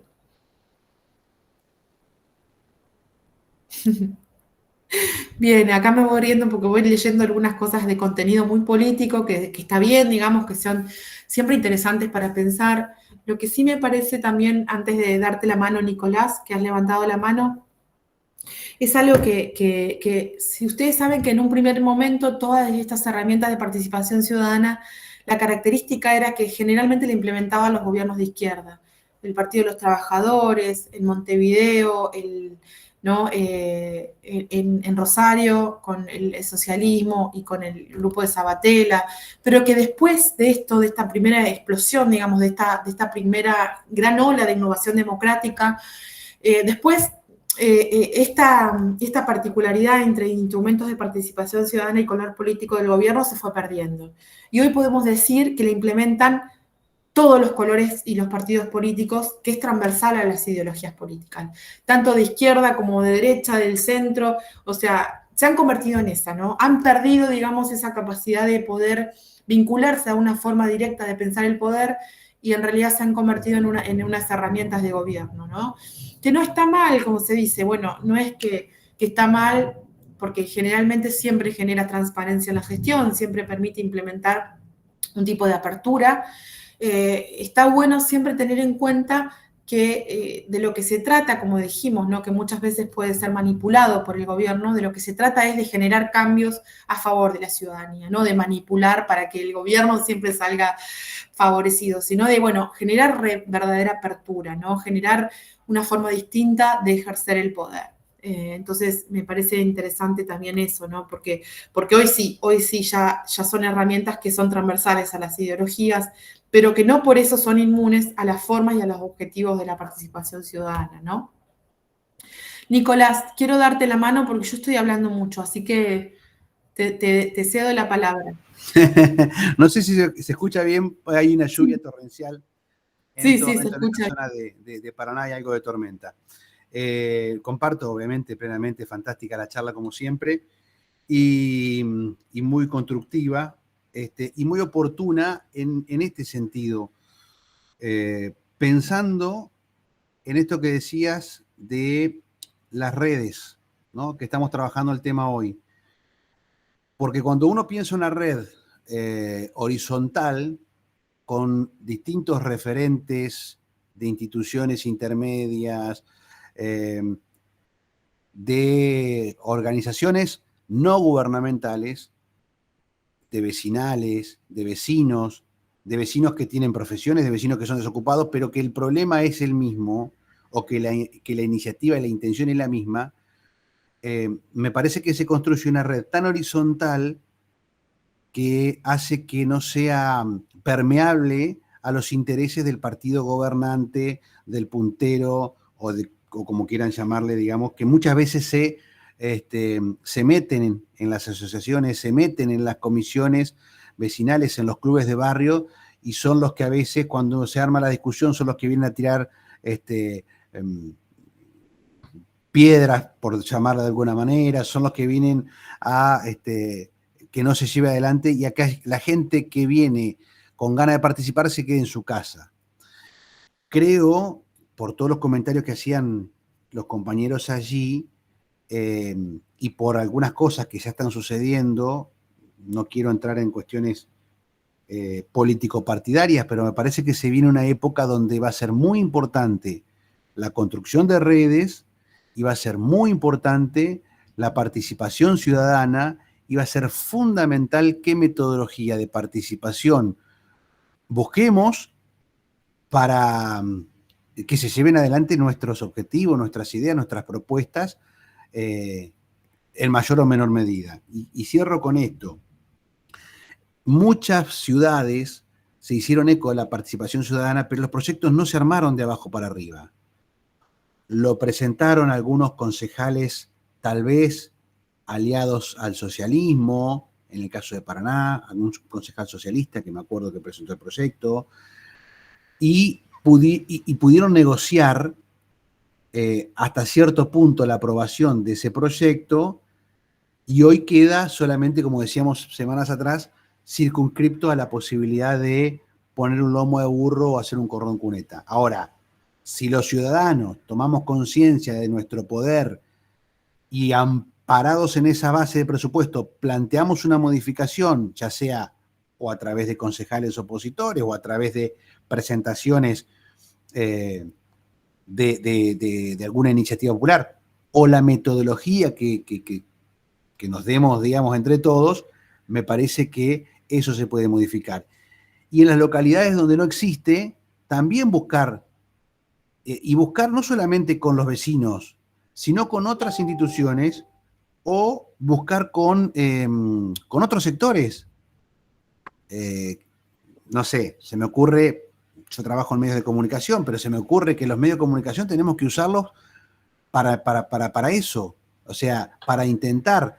La Asamblea Ciudadana de Paraná es una asamblea que utiliza muy bien el recurso de los medios. Tiene todos los lunes a las 20 una cámara o un micrófono, traten el tema que traten. A veces tiene más repercusión, a veces menos, pero utilizan la herramienta de participación y voz ciudadana en el Consejo Deliberante. Digo, entonces, meterse en esos lugares, cuando hablo de meterse, hablo de construir redes, porque me parece que va a ser fundamental, primero para la toma de conciencia. Si no tomamos conciencia del lugar que tenemos y del poder que tenemos como vecinos y como ciudadanos, nos va a costar mucho. Y después porque se vienen momentos en donde la construcción de redes va a ser una herramienta importante de resistencia a cosas que pueden llegar a venir. Nada más. Gracias, Nicolás. Sí, muy interesante tu intervención, muy oportuna también. Creo que sí, digamos que yo creo que siempre es importante organizar la participación ciudadana, más allá de nuestras herramientas formales que nos da la democracia representativa. Creo que las redes es una forma de gestión interesante, creo que es una forma de gestión que es muy incipiente en nuestro país, en nuestros territorios. Creo que hay ahí un montón para hacer, un montón, porque, y esto es una postura muy mía, pero creo que hay un problema de gobernanza en el sentido de eso, ¿no? De cómo gestionar con otros y de cómo hacer para cooperar con otros, y de que no es competencia, de que es cooperación. Porque hay un problema casi de coordinación. Y yo lo meto a esto porque me parece que la gestión de redes, hay muchos, y siempre digo esto, yo soy profesora de política social, ¿no? Entonces, en mis clases, cuando doy en la universidad, siempre digo lo mismo. Gracias a Dios que existen las redes territoriales y las redes de organizaciones sociales, porque si no, nuestro Estado, que es un Estado muy débil, muy incapaz, ¿no? Que ha estado colapsado, bombardeado, sin esas redes territoriales y sociales, no sé dónde estaríamos, ¿no? Siempre le digo a mis estudiantes, piensen, no sé, en otros modelos, piensen en Francia, ¿no? Francia no tiene las organizaciones que tenemos nosotros de vecinos, de red territorial, digamos, y de soporte, ¿no? De pensar en ese soporte comunitario, donde para nosotros la comunidad es un actor de bienestar. ¿Y cómo explotamos eso? ¿Cómo hacemos para darle entidad a eso, sin dejar de lado la cuestión del Estado? El Estado como representante del interés general, el Estado como el único capaz de sancionar y de monopolizar la violencia, pero sí compartiendo poderes, recursos, objetivos, ¿sí? Y ahí hay un problema de gobernanza, hay un problema de coordinación. La coordinación es una cuestión política. Entonces, pensar en las redes como una forma de gestión, pensar el liderazgo de esas redes es una cuestión acuciante, es una cuestión que es muy incipiente en nuestro territorio y es ahí donde la participación ciudadana, donde estas metodologías para mí tienen mucho que hacer, donde nosotros estudiamos esta participación, ahora estamos por armar una red a nivel país y en la última reunión pensábamos esto, ¿no? Bueno, pero ¿qué hacemos? Porque nosotros hablamos de participación y la verdad es que está muy vapuleada, está muy utilizada, está muy manoseada. ¿Qué hacemos para poder hablar, digamos, de otra forma de ejercer el poder, ¿no? Y creo que está bueno pensarlo más allá del color político del gobierno, pensarlo como una política de Estado, como una forma de gestión, ¿no? Como, bueno, pensar las redes, digamos, como una forma de pensar el poder, una forma distinta de gestionar el poder. Pensar realmente en la asimetría, pensar realmente en las desigualdades sociales y pensar cómo gestionar eso, ¿no? Me puse demasiado politóloga acá, pero bueno, nada, son cosas que nos atraviesan, que a nosotros que pensamos en este tipo de cosas y que creemos en este tipo de cosas, nos atraviesa profundamente, ¿no? ¿Cómo hacer para romper la simetría de los actores? ¿Cómo hacer para empoderar a la ciudadanía? Creo que la gestión de redes se tiene que trabajar, se tiene que dar, y hay algo y este es desde mi punto de vista, que es clave en la gestión de redes, que tiene que ver con el liderazgo. Hay alguien, más allá de que tiene que ser un liderazgo democrático, hay alguien que tiene que tomar la posta. Si alguien no toma la posta y cree que realmente el poder puede ejercerse de otra forma, se puede hacer política de otra forma, no funciona. Esto no es por ósmosis, no funciona por ósmosis. Ahí hay un empoderamiento ciudadano y lo vuelvo a decir, y soy una convencida de esto, ¿no? Sin quitar la responsabilidad del Estado. Tenemos una sociedad civil fuerte, organizada, muy poderosa. Vos hablabas de Paraná. Estamos en el movimiento vecinalista de Paraná. ¿Cuántas organizaciones vecinalistas hay más allá de la cuestión partidaria, ¿no? Que se encargan del territorio, que organizan necesidades, que filtran demandas, que generan alternativas políticas, que generan gestiones en el territorio. Bueno, usemos eso de la mejor manera, ¿no? De cómo generar respuestas sociales a los problemas. Entonces, sin desconocer, obviamente, que existen asociaciones con intereses políticos, que estas mismas asociaciones tienen intereses. De lo que se trata, me voy a poner habermasiana, es de cómo convertir ese instrumento, esa gestión instrumental solamente para un fin individual en una cuestión estratégica, en una cuestión colectiva, en una cuestión de bien común, ¿no? En una cuestión, para usar un término habermasiano, cómo hacemos de la deliberación, de esa deliberación colectiva, un mundo en común, un objetivo en común, algo estratégico, ¿no? Saltemos ya de eso de lo instrumental y pensemos el poder como una estrategia de bien común. Él habla de esta democracia deliberativa, ¿no? Y creo que ahí hay un punto fuerte para pensar en esta gestión de redes como una forma de gestionar el territorio, como una forma de la gestión política. Así que creo que me fui mucho, pero perdón, porque tiene que ver con cosas que por ahí me apasionan y me voy, pero creo que pensar en esa línea, Nicolás, que pensar en cómo gestionar eso es algo bien vacante, es algo que está ahí latente, ¿no? Es algo que hay que hacerlo, digamos, está ahí, usémoslo a nuestro favor.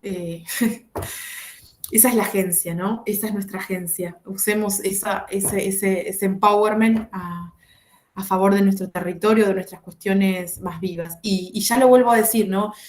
Yo siempre me acuerdo, en la ciencia política tenemos el padre que es O'Donnell, y en un libro, yo cuando empecé mi doctorado y leí eso, me marcó tanto que lo seguí profundizando hasta poder hacer una tesis, ¿no? Pero ellos decían, cuando escribieron acerca de las transiciones a la democracia, cuando estaban escribiendo acerca de la salida de la dictadura, decían, la sociedad civil en algún momento sintió cierto alivio de retirarse de la vida política y guardarse en el retardo de la vida privada. Yo decía, yo no, un montón de otra gente, de otra gente que pensaba la sociedad civil en otros lugares. Justamente, nuestra sociedad civil durante la época de la dictadura y durante la época de todos estos lugares oscuros se siguió juntando, ¿no? No eran públicos porque estaba prohibido, pero la sociedad civil siguió activa, ¿no? Los lugares públicos de esa sociedad civil no eran visibles, pero estaba activo. La sociedad civil nunca descansó, siempre estuvo, ¿no? Por eso creo que una gran diferencia y algo que nos diferencia del resto de Latinoamérica es nuestra sociedad civil organizada, porque tenemos una sociedad civil fuerte, porque somos profundamente politizados, porque nuestros sectores vulnerables son sectores organizados, que no es menor, que no es menor, que no es en todos los lugares así, ¿no? Tenemos sociedad civil fuerte, organizada, sectores empoderados. Y eso hay que pensarlo a favor de la democracia y hay que pensarlo a favor de los más vulnerables, de los más desfavorecidos y hay que pensarlos como una forma de gestionar el poder, ¿no? Me fui para otro lado. Le doy la mano a Roberto García y Francisco que están ahí. Perdón, me fui, pero bueno, la idea es que podamos terminar, pero me parece que son temas que generan mucho interés y que está bueno tratarlo porque son bien interesantes y que vienen muy a favor de nuestro objetivo, que es hablar de las metodologías participativas y las formas de gestión, ¿no? De las formas participativas de gestión. Sí, Roberto y Francisco. Sí, buenas tardes, no sé si se escucha bien. Sí.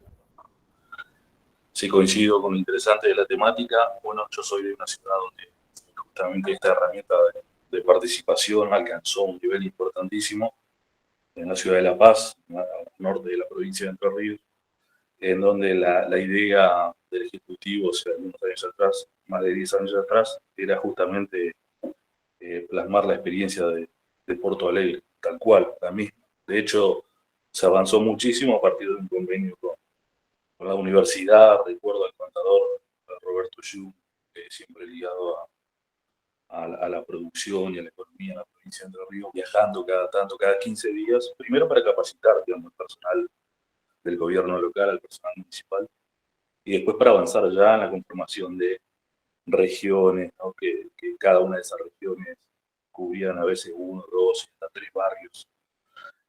La selección de los delegados, porque cada región tiene su delegado, de qué manera se exponían, digamos, las problemáticas y de qué manera, ahí viene lo de transparentar, digamos, gasto de inversión pública, de qué manera los vecinos se empapaban de cuánto se recaudaba, cuánto el municipio recaudaba de esa región.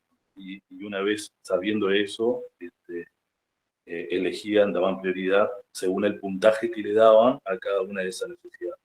Y la exponían en un pizarrón. Me tocó a mí vivir esa experiencia, era espectacular. La verdad que una herramienta de democracia directa muy, muy interesante y muy transparente, ¿no? Muy lindo en ese sentido, en ese aspecto. Y ahí le daban puntaje, por ejemplo, bueno, el ingreso de una línea de colectivo que le ingresaba al barrio, o la construcción de un cordón cuneta para el día de mañana salir al río o el asfaltado, o la luminaria, digamos, ¿no? Todo lo que era seguridad ciudadana. Y ellos iban dando puntaje, y según el puntaje que le daban, era lo primero que iban invirtiendo. Se hicieron un montón de inversiones con el avance que tuvo en el tiempo esta herramienta en la ciudad de La Paz. Inclusive fue reconocido por ordenanza, existe hoy. No sé si USAID llegó a un 6%, creo que está en un 3%, igual que Rosario. Rosario llegó a un 3% del presupuesto total del municipio destinado al presupuesto participativo. Yo creo que la experiencia de La Paz fue igual, pero insisto, la idea era llegar a ser el total del presupuesto con la participación ciudadana. Se perdió, eso se fue perdiendo con gestiones que no lo tomaban como política de Estado, y hoy prácticamente de eso no queda absolutamente nada. A partir de esto que estamos dando en estos días, empecé a rastrear y a buscar experiencias en otros lugares, hasta inclusive información vieja de La Paz, y bueno, encontré algunos datos. Lo que mi participación ahora va específicamente a cuánto influye el tema del uso de la tecnología para la comunicación del vecino con este tipo de herramientas que dispone el Estado, u otras herramientas que dispone el Estado para que ellos puedan decidir o puedan tener un acercamiento más a la ejecución de obras o de políticas. Porque, según un informe que vi, en el 2001, municipios, los gobiernos locales, digamos, que tenían el presupuesto participativo, la verdad que eran muy pocos. Y hubo una capacidad de adaptación a los nuevos métodos de relacionarse, de comunicarse con las nuevas tecnologías a partir de también la pandemia, ¿no? Lo vivido con el COVID-19. Es como que eso también fue alejando esto de acercarse, reunirse, hacer esto de la selección de los delegados, ¿no? Y la exposición de las temáticas. Y cómo después los propios estados municipales adaptan la tecnología para que de repente el vecino se termine comunicando con un bot, digamos, sacando turnos, empapándose de información activa, de consejo deliberante, elevar proyectos a través de esa tecnología sentado en su casa, digamos. ¿Cuánto esto del avance de la tecnología atenta o atentó con la implementación de esta herramienta del presupuesto participativo, por lo menos en la génesis, ¿no? De lo que era el presupuesto, que era encontrarse, el verse cara a cara con el otro vecino, el poner en común las experiencias y las necesidades y el comprometerse con resolverlas, digamos. ¿Cuánto tensiona esa metodología con la que se hizo fuerte el presupuesto participativo con esto otro que, de alguna manera, hasta los propios estados municipales lo están utilizando, que es la tecnología, ¿no? Y llegar a resolver un problema a partir de ni siquiera reunirse, ¿no? Gracias, Roberto. Qué interesante la experiencia y qué interesante que hayas puesto por ahí, hayas dado el marco general a esto.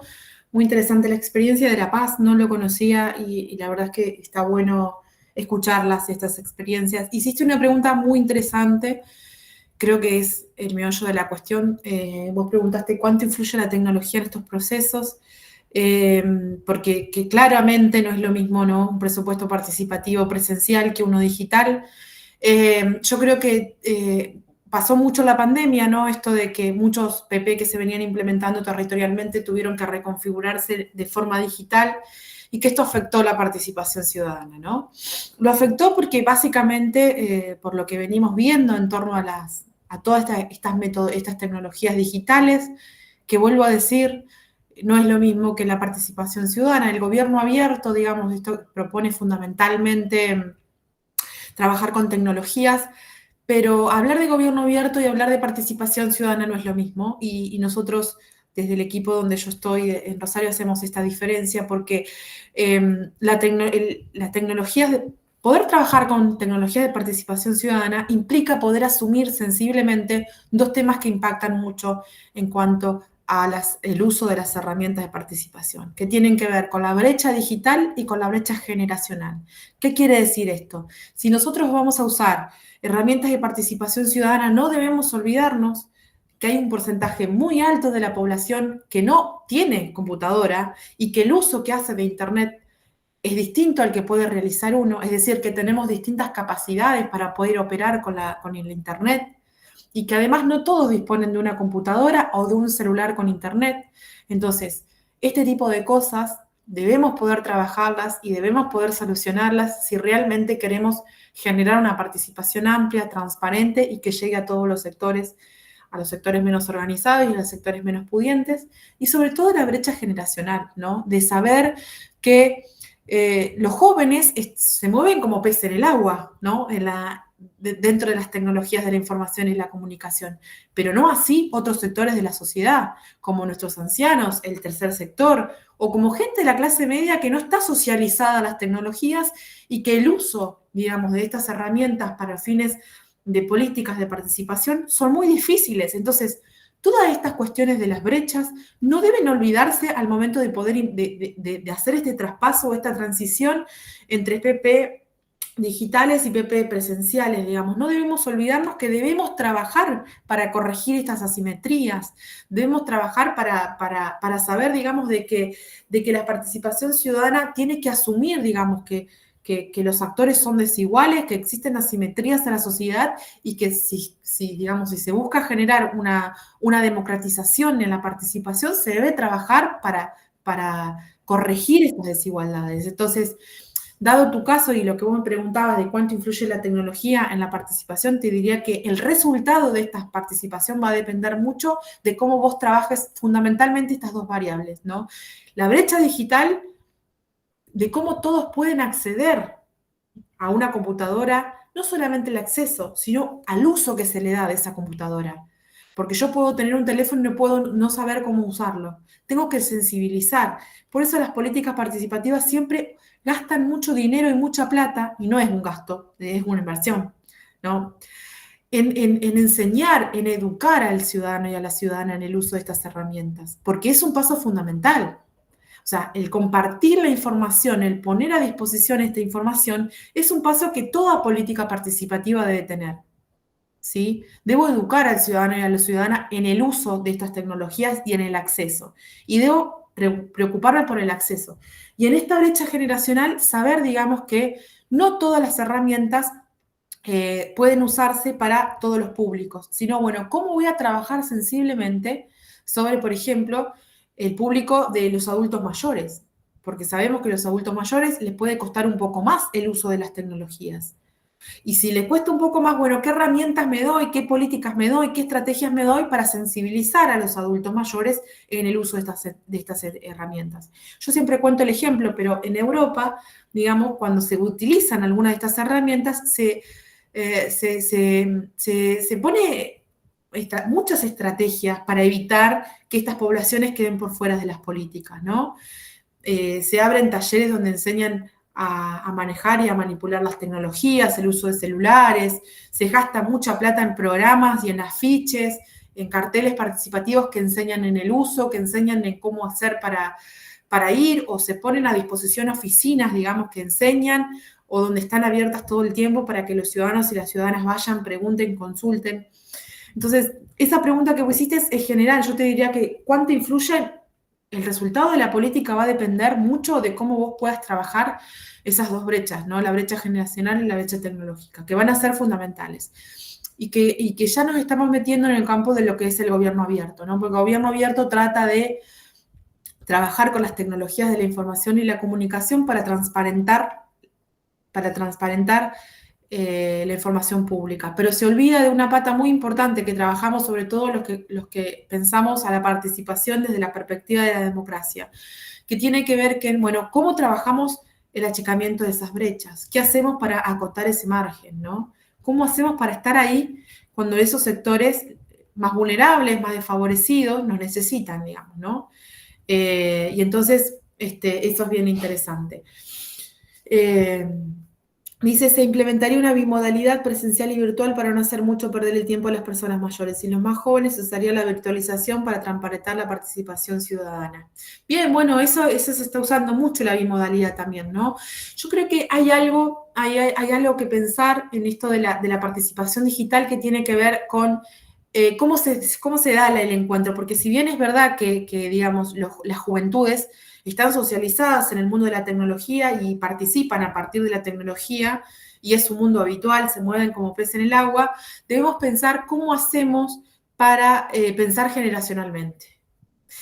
¿Cómo hacemos para traspasar esa brecha generacional? Porque, digamos, ahí está lo interesante de estas herramientas y de la transversalización, digamos, porque si no, los jóvenes van a pensar su sector, los adultos van a pensar su sector, ¿no? Bueno, y los adultos mayores piensan su sector, los jóvenes, los ancianos. ¿Qué hacemos? ¿Qué hacemos para que dialoguen entre sí? ¿Cómo hacemos para deliberar en conjunto eso? ¿Qué instrumentos pensamos? Y ahí me parece que de vuelta la participación, la puesta del cuerpo, la puesta de la cara, del face to face, de la asamblea en común, del poder encontrarnos con el otro y el espacio público es fundamental. Es algo ahí que es irreemplazable, ¿no? Lo tiro como algo que me genera dudas, que me genera preguntas que son abiertas. Estoy pensando con ustedes, ¿no? Bueno, así que pues, gracias porque la verdad, Roberto, muy buena pregunta. Había otra pregunta, no quiero dejar de pasarle la mano a Francisco, que había levantado la mano, y bueno, quiero agradecerles a Alicia, a Leopoldo, por ahí que están compartiendo cosas que se tienen que ir y que agradecen por la clase. Gracias, le voy a poner a disposición toda la bibliografía de redes que me han pedido. Miren, ya faltan 10 minutos. Ay, perdón, pero bueno, creo que estuvo bueno esto de poder dialogar entre todas y todos y compartir experiencias, porque esta era la idea de la clase. Francisco, te cedo la palabra. Pregunto, profe, buenas tardes ante todo. Buenas tardes. Yo creo que hoy en día todo lo que se está hablando de el trabajo colectivo, ¿cómo puedo decir? La solidaridad, la empatía y todo y la confianza son lamentablemente valores en extinción. Tendríamos que replantearnos muchas cosas, la forma de hacer política. Y mi pregunta va más que nada porque el gobierno actual, que fue electo, plantea la privatización. ¿Cómo afecta a la sociedad esa medida? ¿Y en qué porcentaje? O sea, si se sabe que cuán peligroso es tomar esa medida, ¿no? Es esa la inquietud. Y no va con ánimo de politizar, sino que uno tiene esa inquietud como ciudadano.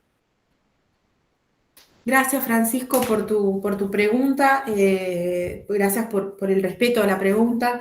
Creo que, mira, en nuestro país las estrategias de la privatización, de la desregulación de la privatización ya existieron en los 90 con el gobierno de Carlos Saúl Menem, que fue uno de los primeros presidentes que hizo este tipo de estrategias y que los resultados no fueron muy buenos.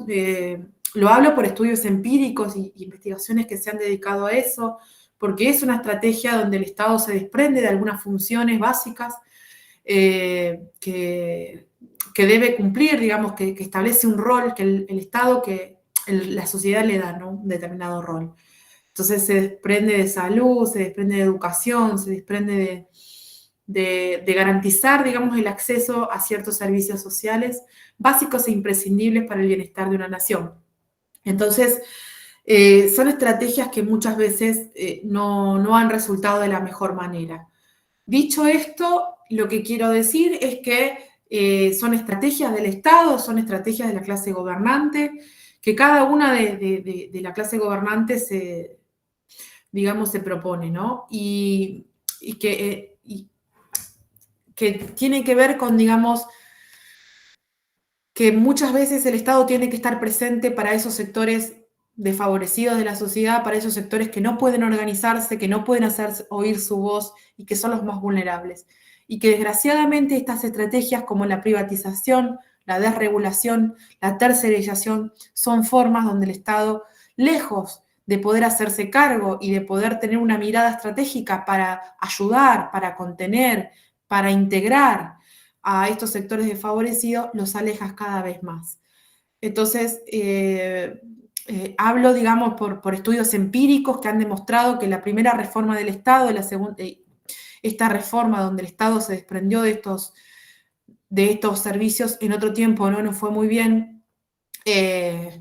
Como ciudadana, más que como profesora, espero que esta vuelta no nos vaya tan mal y espero que los ciudadanos y las ciudadanas podamos demostrar nuestra capacidad de agencia para defender lo que tanto nos ha costado conseguir.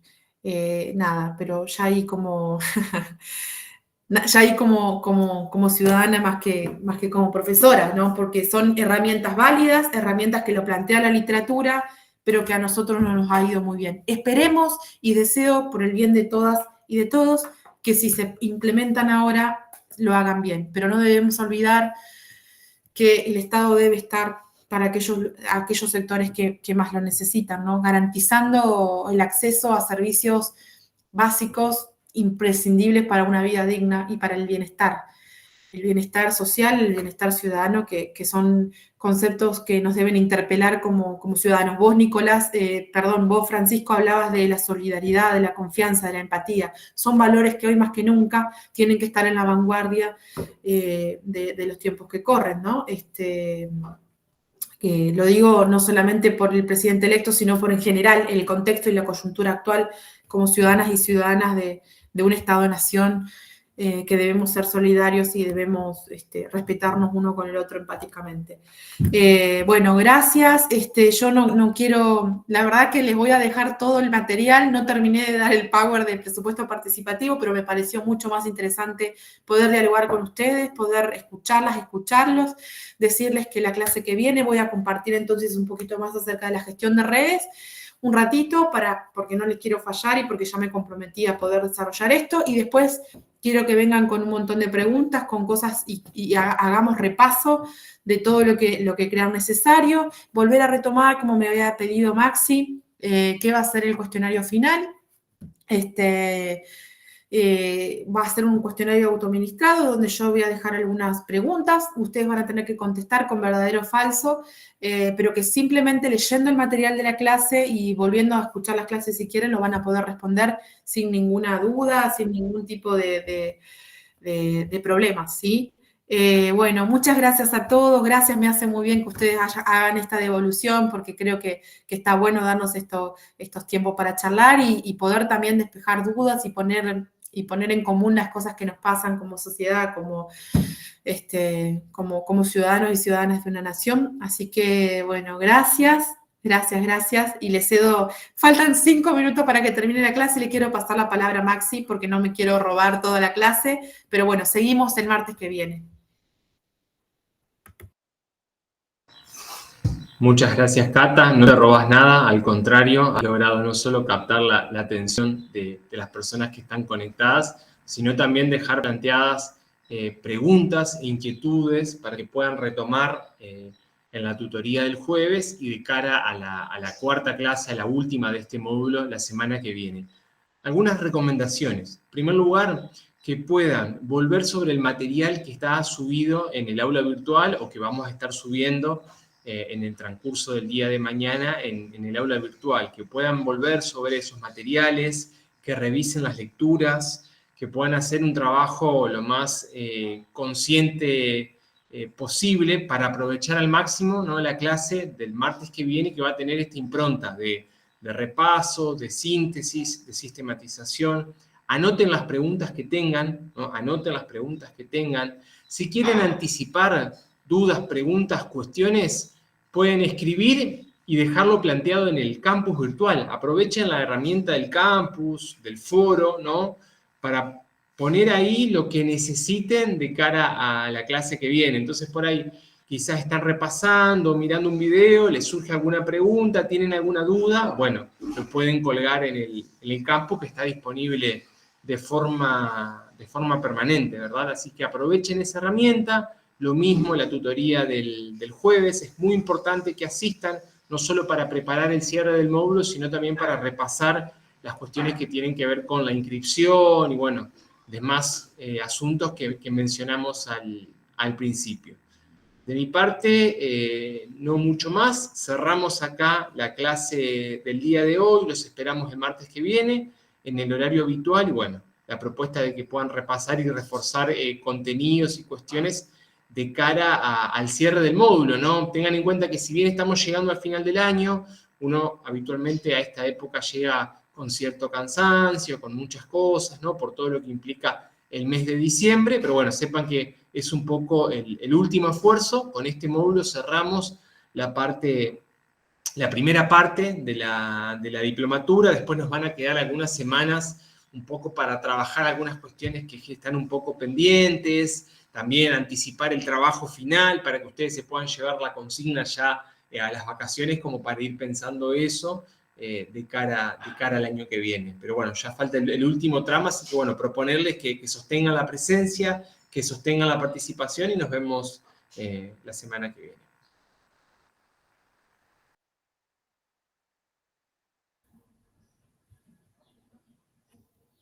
Gracias a todos y a todas por estar ahí a pesar de la lluvia. Nos vemos el martes.